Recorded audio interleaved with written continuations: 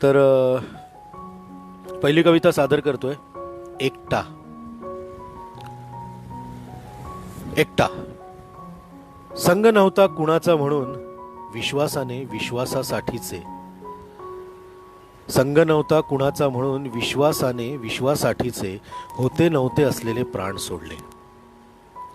मग उरलेला तो बेरंग का होईना, त्याने आपल्या एकाकी जीवाला खुशाल एकटेपणात स्वतंत्र सोडले. भंग पाहिले मनापासून आनंदात परक्यांच्या. भंग पाहिले मनापासून आनंदात परक्यांच्या. पोटभर हसू तोडले. मग डोळ्यात उरलेले ते 2 घूट अश्रू का होईना, त्याने आपल्या एकाकी जीवाला खुशाल एकटेपणात स्वतंत्र सोडले. बिचकून निर्जीवांना बिलगला. बिचकून निर्जीवांना बिलगला. नकाबाचा बुरखा सख्या सोयऱ्यांमध्ये ओढले. बिचकून निर्जीवांना बिलगला. नकाबाचा बुरखा सख्या सोयऱ्यांमध्ये ओढले. अस्तित्व नसलेला म्हणताय ना, म्हणा बिंदास्त.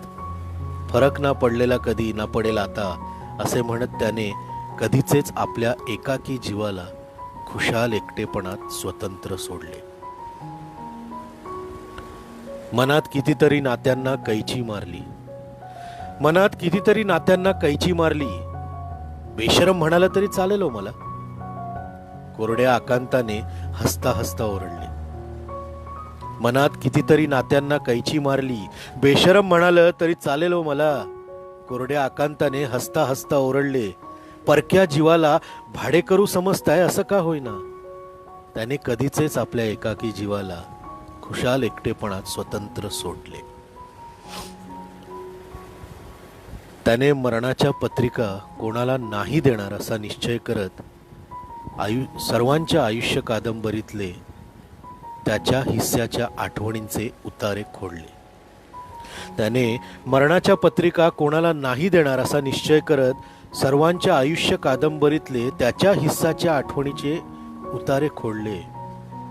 चितेची राख करण्यासाठी कोणी असो वा नसो, चितेची राख करण्यासाठी कोणी असो वा नसो, आपल्या वाट्याला आलेले संग्राम लढत त्याने आपल्या एकाकी जीवाला खुशाल एकटेपणात स्वतंत्र सोडले. चितेची राख करण्यासाठी कोणी असो वा नसो, त्याने आपल्या वाट्याला आलेले संग्राम लढत आपल्या एकाकी जीवाला खुशाल एकटेपणात स्वतंत्र सोडले. कवीचं नाव आहे रईज अली रियाज अली सय्यद, म्हणजेच शारिक सय्यद. त्यांची ही कविता. मित्र, माझी दुसरी कविता आहे सोबती. कवयित्रीचं नाव आहे पल्लवी लाड कंसारा.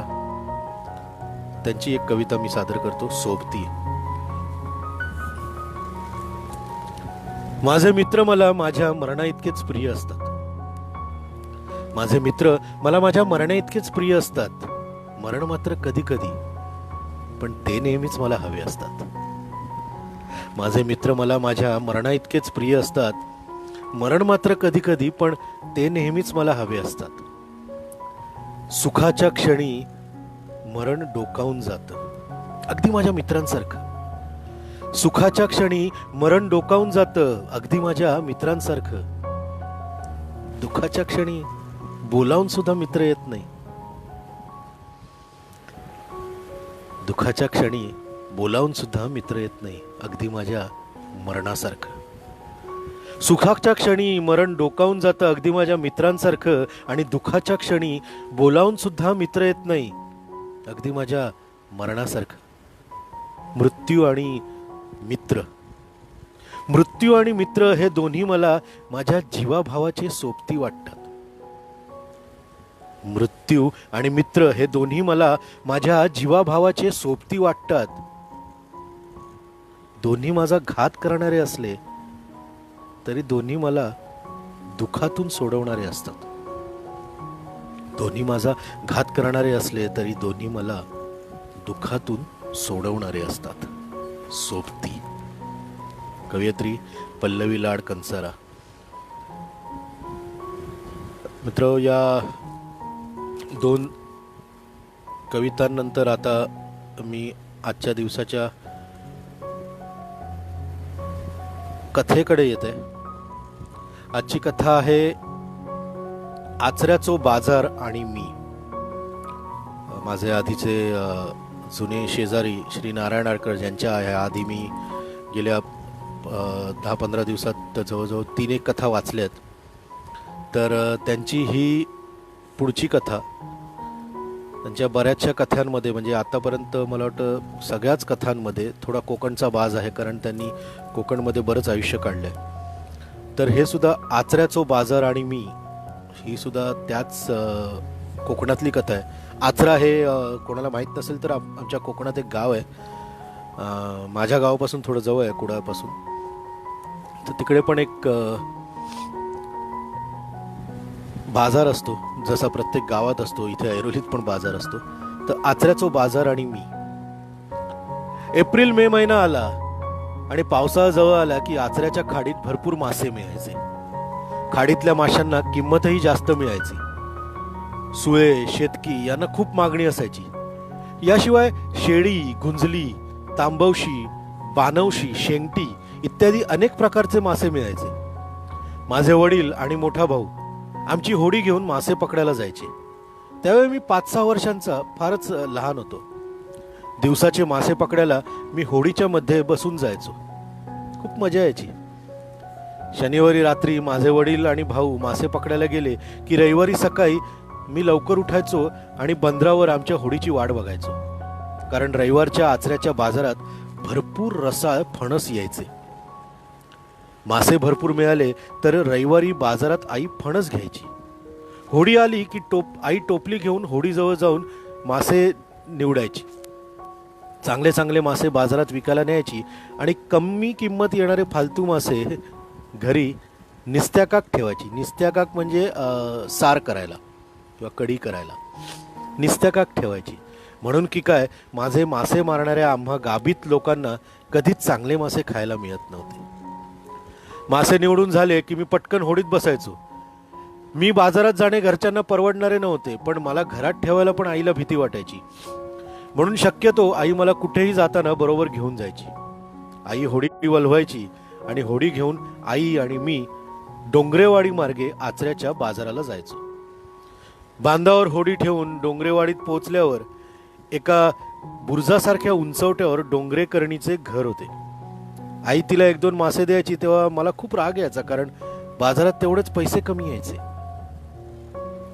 बाजारातून परत येताना डोंगरेकरीण 1.5 शेर भात आणि कांडण्या हात सडीच्या लाल तांदळाची पेज द्यायची. या पेजेचे टॉनिक एवढे भारी असायचे की आजारी माणूस औषधाशिवाय बरा व्हायचा. आचऱ्याच्या बाजारात गेल्यावर आई मासे विकायच्या आपल्या जागेवर बसायची.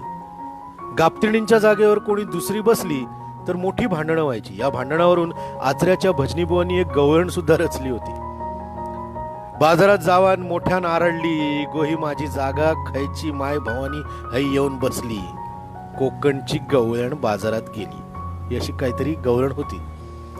मी मात्र नेहमीप्रमाणे बाजारात चक्कर मारायला गेलो. त्या काळात आजच्यासारखा बाजार खूप मोठा नव्हता, कारण तेव्हा कोल्हापूरचे व्यापारी मसाल्याचे चिन्नस किंवा भाजी, कांदे बटाटे घेऊन येत नसत. फक्त आजूबाजूच्या गावातील लोक झाडू, कोयता, सुरी आणि इतर अवजारे, शेतमाल जसे पालेभाजी, भेंडे, पडवळ, नारळ, कोकम आणि फळफळावर आंबे, काजू, फणस, रसमाळ, इलायची, केळ्यांची घड असे सर्व यायचे. पिवळे धम्मक केळीचे घड बघून त्यावेळी मला वाटायचे आपल्याला अख्खा घड खायला मिळाला तर. पण एवढे पैसे नव्हते. आता पैसे आहेत, पण एवढी केळी खाण्यासाठी लागणारी शारीरिक क्षमता नाही. मात्र सर्वात मोठा बाजार हा माशांचाच असायचा. बाजारात फणसवाल्या खय बसली आहेत याचा शोध मी घेतला. 4-5 ठिकाणी लहान मोठे फणस होते. एखाद्या ठिकाणी धीर करून फणसाची किंमतही विचारली आणि परत येऊन आईच्या मागे बसलो. रविवारी बाजारात बऱ्याच गाबतिणी मासे घेऊन यायच्या, त्यामुळे मासे खायला खूप वेळ लागायचा. मी आईच्या मागे बसून मासे खपायची वाट बघायचो. एखादं गिराईक आलं की माझा जीव खालीवर व्हायचा. मासे खपतायत का, पैसे मिळतायत का, आणि गिराईक निघून गेलं की निराश व्हायचो. कारण मासे विकले जाईपर्यंत बाजारातले फणस संपले तर, ही चिंता मला सतवायची. माझ्या आईच्या बाजूला एक गोरीपान सुंदर मुलगी मासे विकायला बसायची. का कोण जाणे, माझ्या त्या लहान वयातही मी तिच्याकडे ढक लावून बघायचो. एक तरुण मुलगा नेहमी मासे घ्यायला यायचा. तो आईला माशाची किंमत विचारायचा, पण त्याच वेळी तो त्या मुलीकडे बघत राहायचा आणि मग तिच्याकडूनच मासे घ्यायचा. मला वाटायचं की तो त्या मुलीवर लाईन मारायचा, पण मला 5-6 वर्षाच्या मुलाला त्याचा राग काय याचा कळत नव्हता. एकदा तो मुलगा मासई बाजाराच्या शेवटी शेंड्याला जाऊन उभा राहिला. थोड्या वेळाने त्या मुलीने माझ्या आईला तिच्या त्या माशांकडे लक्ष द्यायला सांगितलं आणि उठून गेली. मी बघत होतो तो मुलगा आणि ती नागधरीच्या व्हाळाकडे गेली. मी पण मागून गेलो. ती दोघं व्हाळात उतरली आणि एका झाडामागे जाऊन बसली. बसून काय करत होती कळत नव्हतं. मी परत आलो आणि आईला म्हणालो, ती बाजूची मुलगी काय कामासाठी गेली आहे ना? नागधरीच्या होळ्यात एकमेका चिकटून बसली होत. आईने माझे एक थोबाडीत दिली आणि म्हणाली, गब्बस मेल्या. पण मला अशा बऱ्याच प्रश्नांची उत्तरे कधीच मिळत नव्हती. आईचे मासे विकून झाल्यावर ती बाबू सांबाराच्या दुकानावर गेली. तांदूळ, कडधान्य आणि इतर मीठ मसाला अशा सामानांची यादी श्रीकांत म्हणजे तो दुकानदार बनवत होता.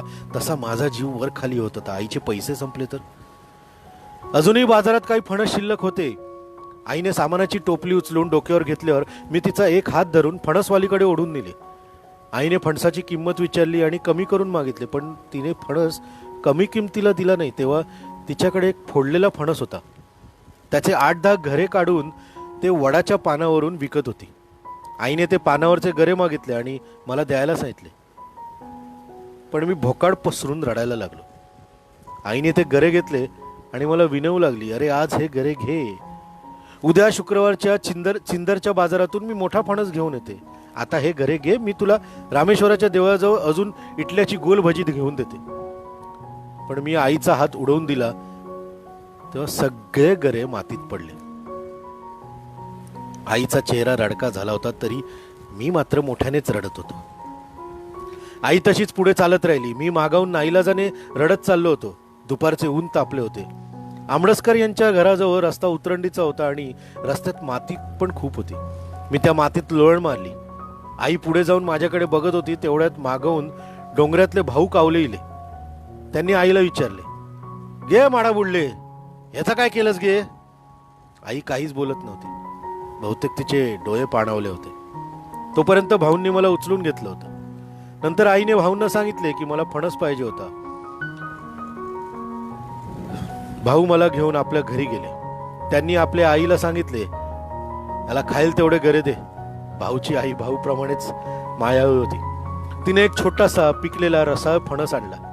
बाजारातल्या फणसापेक्षा त्याच्या सुवासाचा घमघमाट सुटला होता. भाऊच्या आईने मला विचारले की बघ तुला उचलेल काय? मी फणस उचलला आणि बाहेर आलो. बाहेर माझी आई वाट बघतच होती. आई कदाचित मनातल्या मनात म्हणाली, मेल्याचं नशीब बरा, नेहमी कोणतरी अवजूत दिनारो भेटताच. आज सुद्धा मला जेव्हा वडाच्या पानावरचे फणसाचे गरे मातीत फेकल्याची आठवण येते, तेव्हा संसाराचा गाडा कसा तरी चालवणाऱ्या माझ्या आईची असलेली कुचंबणा आणि दयनीय अवस्था आठवते. त्यावेळी माझ्या आईचे डोळे पाणावले होते. आता त्या आठवणीने मला अश्रू आवरत नाहीत. नारायण सखाराम आडकर. मित्र, हे जे लेखक आहेत ह्यांचे कोकणातले किस्से भरपूर आहेत. कदाचित त्यांचा कोकणात जास्त वास असल्यामुळे, ते जास्त काळ तिकडे राहिल्यामुळे त्यांच्या आठवणी त्या उत्तम प्रकारे लिहून काढतात आणि त्या मला तुमच्यासमोर मांडायची मला संधी मिळते. तर सर्वप्रथम आजचे सगळे लेखक आणि कवी कवयित्री म्हणजे इज अली, रियाज अली, सय्यद, पल्लवी लाड कंचारा आणि श्री नारायण आडकर यांचे सर्वप्रथम मनापासून धन्यवाद, आभार की तुमचं साहित्य तुम्ही मला सादर करायला परवानगी दिलीत.